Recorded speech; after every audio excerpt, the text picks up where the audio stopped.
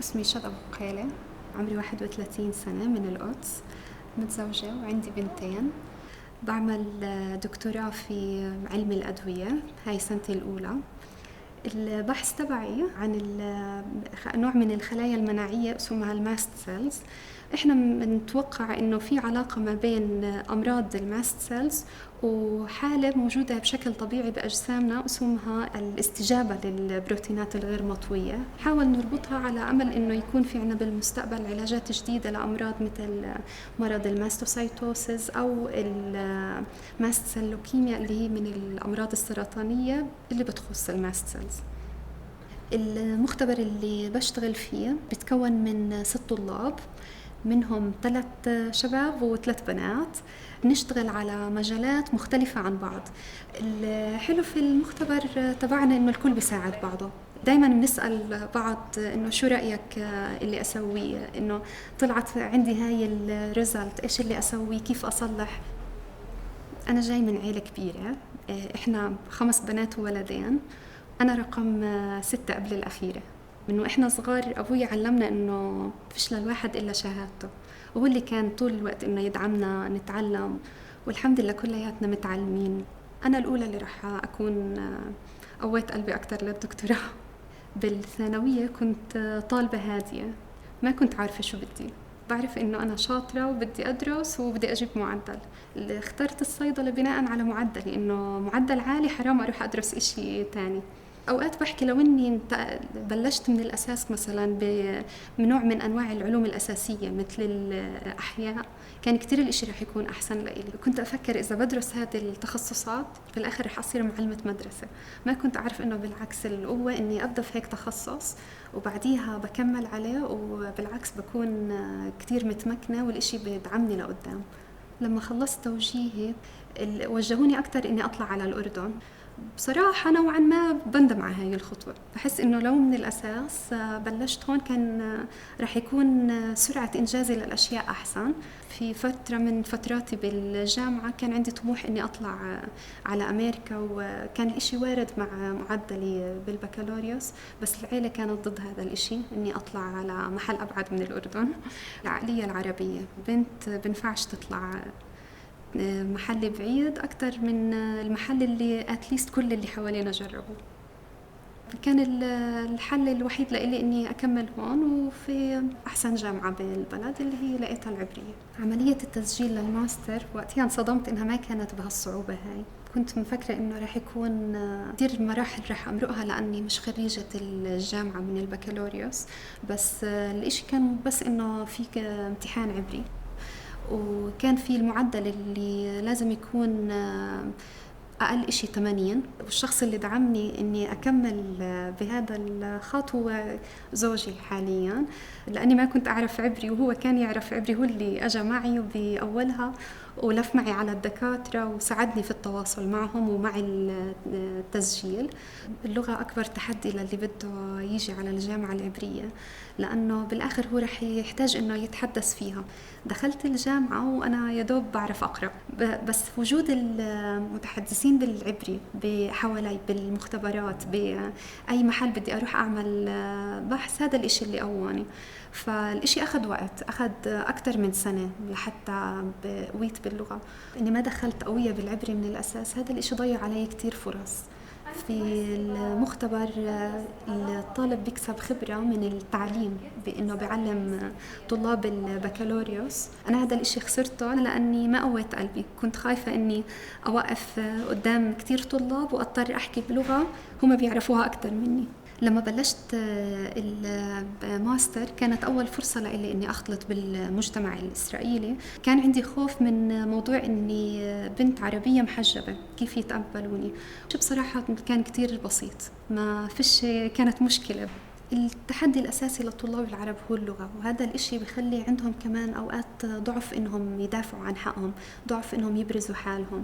فكتير في حالات منهم الشخص اللي بالمقابل ممكن يستضعفهم، مش لمجرد إشي بس لأنهم هم مش عارفين يعبروا عن حالهم. في كتير حالات ممكن الطالب يكون في عنده فكرة أو يكون في إشي مش فاهمه ويخاف بس لمجرد إنه بدوش يحكي قدام الكل بالعبري، يضل ساكت وما يحكي. العنصرية موجودة وعانيت منها، بس مش بالصورة اللي ممكن الواحد يكون متخوف منها، وهو بترك لحاله المجال إنه أوقات يمرقها، أوقات إنه يوقف ويطلب حقه فيها. لما جبت بنتي الأولى في الماستر تعبت، بس كمان كان في عندي عيلتي اللي بتساعدني في تربيتها، بس الإشي أخذ من وقتي، ويمكن هذا كان من الأسباب إني أبعدت شوي عن التعليم لحتى أعطي شوي لعيلتي. قعدت سنتين بالمختبر اللي كنت فيه في الماستر. اشتغلت بمشروع بيدمج ما بين الصناعة، الشغل في المصانع والشغل في المختبرات. المشكلة إنه في القدس ما فيها المصانع، اللي بده يدور على شغل بمصانع بده يطلع له سواقة بالقليلة ساعة زمن بدون أزمة. ما كان في عندي مطروح فكرة إني أطلع برا القدس، فاضطريت إني أرجع على الصيدلة، واشتغلت في الصيدلة لسنتين. شغلي بالصيدلة أولي ثقتي بزيادة. كنت مميزة بشغلي في الصيدلية مع المرضى.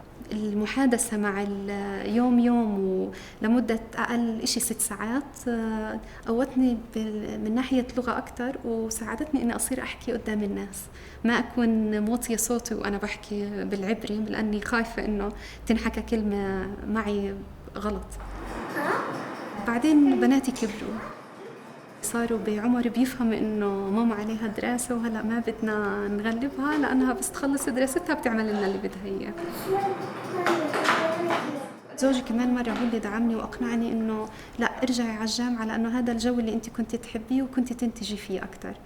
عملية التسجيل للدكتوراه ما كانت في صعوبة عملية التسجيل للماستر، لأنه في بساطة كنت خريجة الجامعة وعارفة كيف النظام تبعهم.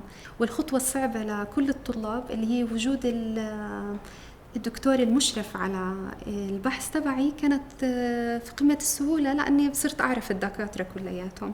بالدكتوراه المتطلب أساسي إنه الطالب ما يكون بيشتغل في مكان تاني، فمحتاج إنه يتفرغ لوقت كبير، ومحتاج إنه يكون في عنده دعم بكفي بدون ما يكون محتاج إنه يشتغل في محل تاني. ما في دكتور بضمن 100% إنه يقدم له هذا الدعم المادي، وهذا الإشي أساسه هو كمان نقص الدعم للبحث العلمي. فالطالب بيكون في عنده حب إنه يكمل الدراسة، بس بضل الجانب المادي بخوفه. فكتير طلاب بيحاولوا إنهم يدوروا على منح، واللي بيلاقي منحة بالآخر بيكون محظوظ. أهم شغلة لحتى الواحد يكمل البحث العلمي ويكمل بالدكتوراه يكون عنده إنجليزي قوي، لأنه هذا الإنجليزي رح يمشي معه سواء بالمقالات اللي بده يقرأها، السيمينارات اللي بده يطلعها، بالمؤتمرات. إذا كان في شغل مع جامعة من بلد تاني لازم إنه يكون في عنده القدرة إنه يحلل كل شيء، دايما إنه هو اللي يركض وراء الحل بنفسه بدون ما يستنى حد اللي يحكي له كيف إنه يشتغل.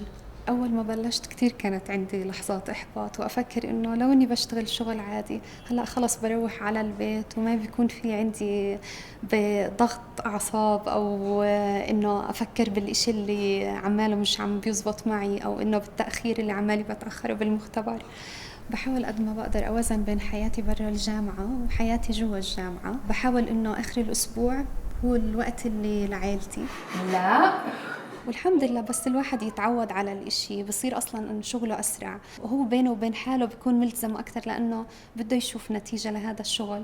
بعد 4-5 سنين مش رح أكون عمالي بعاني من الصعوبات اللي عمالي بعانيها هلأ، رح يكون كل شي صار أسهل، وكل الأوقات الصعبة رح أنساها، وبصير عندي الإنجاز اللي رح أكون أنجزته. الحياة كلها تتغير بعدين. حالياً تاركة فكرة البوست دوك للوقت، كتير حابة إني أضلني في جو العلم طول الوقت، بس بالآخر في عيلة اللي بتربطني. زوجي شغله ثابت وبناتي في المدرسة، فمش قادرة أحدد من هلأ شو اللي رح أسويه، بس أكيد إشي ما يكون على حساب عيلتي، وإذا بقدر إني أحقق حالي فيه مش راح أتردد. في ناس بحبوا إنه تكون الست عندها طموح، لأنه هذا الطموح رح يرجع على بيتهم. في ناس لا، بفضلوا إنها الست دايما تكون أقل منهم بدرجة ويضل هو أعلى منها. فهذا الإشي بيعتمد على الست نفسها، هي مين تختار يكمل معها حياتها. وبالآخر الواحد لازم يسوي الإشي اللي بيحبه لحتى يكون هو مبسوط كل شي بصير، بس بده صبر وبده قوة والواحد يثبت عند رأيه.